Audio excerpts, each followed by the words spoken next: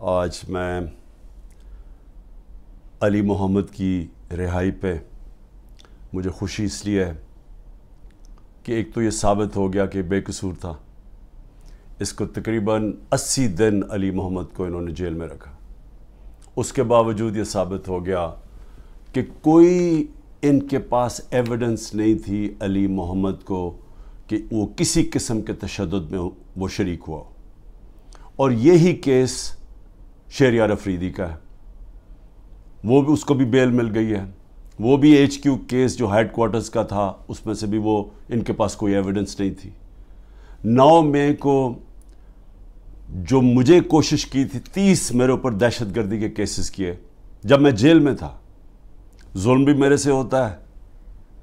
غیر قانونی آئینی طور پہ مجھے وہاں جس طرح پکڑ کے لے کے جاتے ہیں مجرموں کی طرح, اور اس کے بعد جب میں جیل میں ہوتا ہوں تو میرے پہ کیسز ہو جاتے ہیں کہ میری وجہ سے یہ جو جلاؤ گھرا ہوا. اور اس میں بھی مجھے ایک میں سلام کرتا ہوں جج صاحب کو, کیونکہ مجھے پتہ ہے کس طرح کا پریشر ہے اس وقت ہماری عدلیہ کے اوپر. میں سلام کرتا ہوں اس لیے کہ آج کل کے زمانے میں حق اور سچ پہ کھڑا ہونا آسان نہیں ہے. ویگو ڈالا پہنچ جاتا ہے گھر, لوگوں کے گھروں کے اندر گھس جاتے ہیں, ان کو ذلیل کرتے ہیں, ان کی بزنسز بند کر دیتے ہیں. تو اس لیے, اور ہر کسی کو, یہ صرف ہم اپنے لوگوں کی بات نہیں کر رہے, جو اس ظلم کے نظام کا حصہ نہیں بنتا اور اس کے خلاف حق کی آواز بلند کرتا ہے, اس کو وہ مشکلوں کا سامنا کرنا پڑتا ہے جو پاکستان کی تاریخ میں کسی ڈکٹیٹرشپ میں نہیں کرنا پڑا. تو میں اس لیے جج صاحب کو بھی سلام کرتا ہوں, اور میں آج خاص طور پہ اپنے وہ لوگ جو سب کچھ برداشت کر چکے ہیں.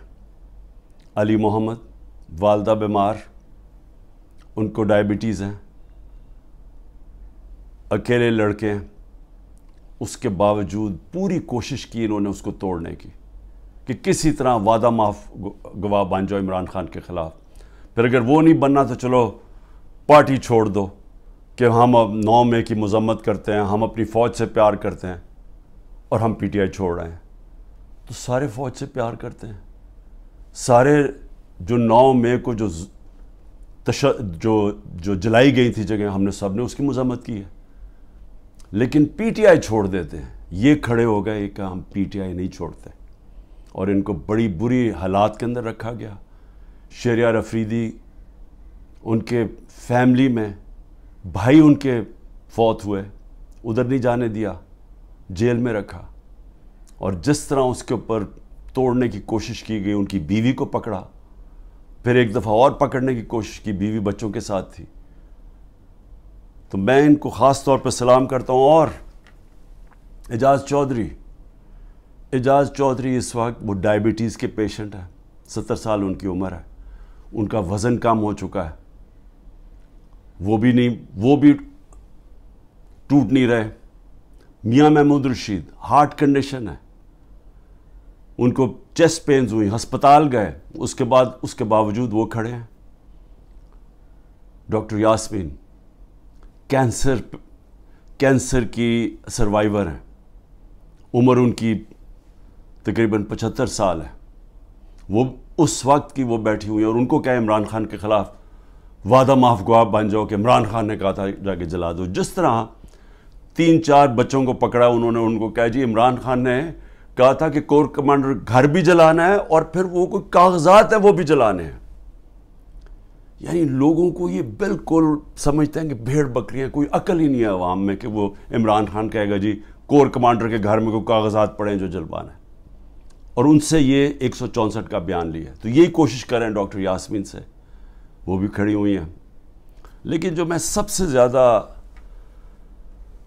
عمر چیمہ, جس طرح کا ان کے اوپر تشدد کیا گیا, ان کی بیوی گئی کورٹ ہیئرنگ کے اوپر, ان کو پکڑ کے جیل میں ڈال دیا, وہ بھی کینسر سروائیور ہیں. یعنی عورتوں کے اوپر کون کرتا ہے, لیکن عورتوں کے اوپر میں خاص بات کرنا چاہتا ہوں. ڈاکٹر زرکا نے ان کا ایک رنگ باز ہے, جس کو میں پولیٹیشین بھی نہیں کہتا, جو جب ڈیفنس منسٹر تھا اور فورن منسٹر تھا دبئی سے تنخواہ لے رہا تھا یہ کبھی سنا ہے کہ دبئی کی کمپنی سے ایک ملک کا فورن منسٹر اور ڈیفنس منسٹر تنخواہ لے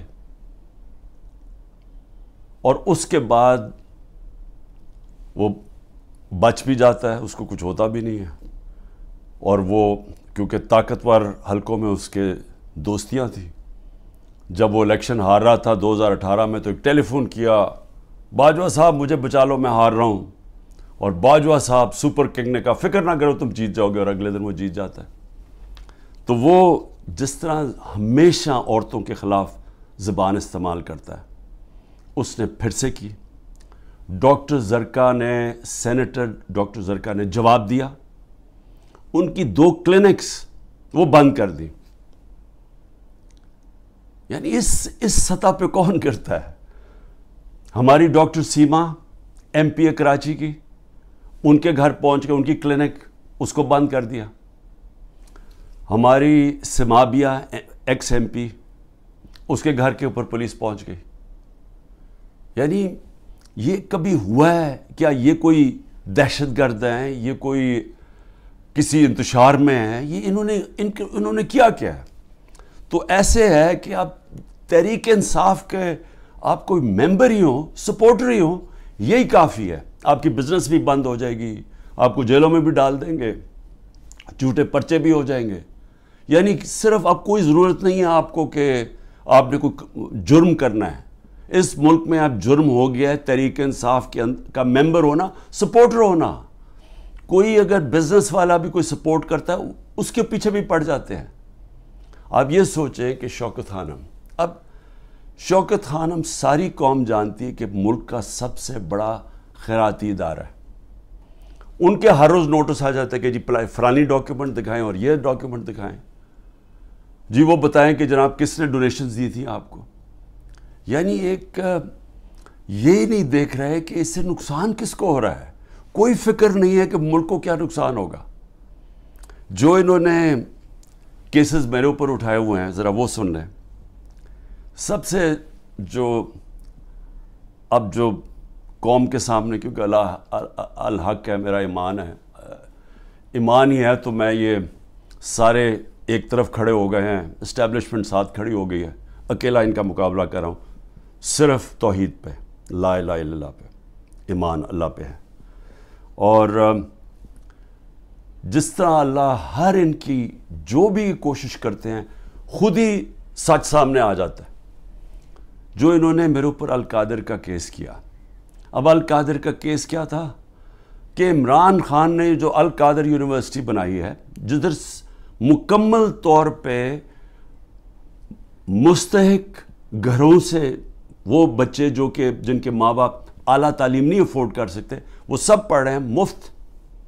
اور میں بتا چلا گا ہوں, سیرت نبی کو ہم نے بنایا کہ فیوچر لیڈرز بنے, تربیت ہو ان کو, اور ساتھ ساتھ اس کے ٹیکنالوجی بھی. یہ ہے اس کا جو ویژن ہے یونیورسٹی کا. اس کو سامنے لا کے بہت بڑی سکینڈل ہو گئی. اور اب پتہ چلا ہے کہ انہوں نے اپریل 2020 میں تفتیش کی تھی. وہ میں پہلے کہہ چکا ہوں آپ کو, نیشنل کرائم ایجنسی انگلینڈ کو رابطہ تھا نیب کے ساتھ. یہ جو سیٹلمنٹ ہوئی تھی ملک ریاض کی فیملی کی اور این سی اے کی, یہ سارا کچھ نیب کو پتا تھا. اور نیب نے اپریل 2020 میں یہ انکوائری بند کر دی تھی. ایک دفعہ انکوائری بند ہو جائے وہ نہیں کھول سکتے آپ. اور انہوں نے جو سب سے بات جو چھپا لی, جس کے اوپر اصل بات ہونی چاہیے, کہ این سی اے نے ملک ریاض کا جو پیسہ تھا وہ فریز کیا کیوں؟